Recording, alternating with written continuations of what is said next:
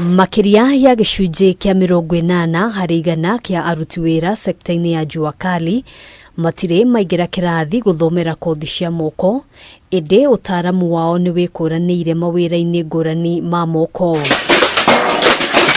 Kenya nĩ gatagati ka mabũrũri matanyihĩire 35 thĩinĩ wa gĩtarũ kia Afrika maria macokanĩrĩire thĩinĩ wa kĩgomano kĩrĩa kĩrathiĩ na mbere gũkũ Nairobi gĩa kwarĩrĩria ũrĩa thoko ya aruti wĩra a Jua Kali ĩngĩandandũka na njĩra ya kũhe ũhoti aruti wĩra aya kũhungura mabũrũri-inĩ ma gĩtarũ kia Afrika hatarĩ na kĩrigĩrĩria o gĩothe. We talk about harmonization of qualification and the framework across the continent.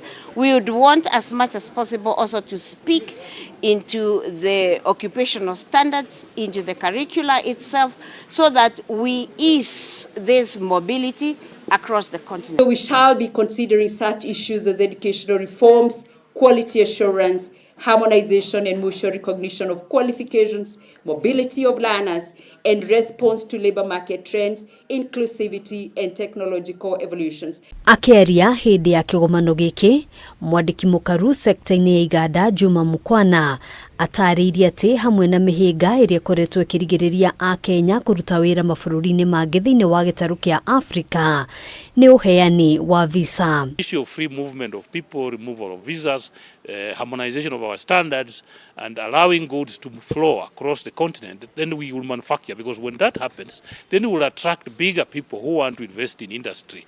So that if I know that if I invest my industry in Kenya, I can sell to 1.2 billion people in Africa. Mwena-inĩ wake, mwandĩki MUKARU ruhonge-inĩ rwa thukuru cia TVET ESTHER nĩ atarĩirie bata wa mabũrũri maya kũiguithanĩria ikĩro cia kĩwĩra iria irabatarania kũrũnga sekta ĩno. When we train at a certain occupation standard, we are saying that as much as possible, and to a very large extent, we would want that occupation standard to be recognizable across the world. The people who are driving this economy are people who don't have papers.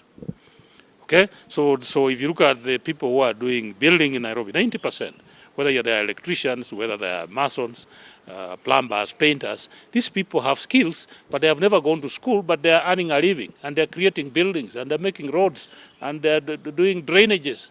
And we as a country, sometimes we don't want to recognize them. Kĩgomano gĩkĩ gĩũkĩte rĩrĩ thirikari ĩtanyĩtwo gũkorwo ĩkĩrugũria mĩtaratara ĩrĩa ĩrĩhũthĩkaga gũthũrima aruti wĩra a Jua Kali nĩguo kũmahe certificate cia gũkũrana ũtaramu wao na kũmahotithia gũtwarithia na mbere gĩthomo thĩinĩ wa ngathĩ cia igũrũ. We do not necessarily have to have those who have qualified in Jua Kali going back to class for us to certify them. What we have put in place is a very good framework for assessing them and ensuring that they deserve that certification and entry into the framework. Kwa ihinda rĩrĩ, thirikari nĩ thũrimĩte na kũhe certificate aruti wĩra a Jua Kali matanyihĩire 10,000 thĩinĩ wa itĩna rĩa mbere kũrĩa mũbango ũyũ ũkoretwo ũkĩgerio. Handũ-inĩ ha Kameme TV, gĩtagwo Ngina wa Waduro.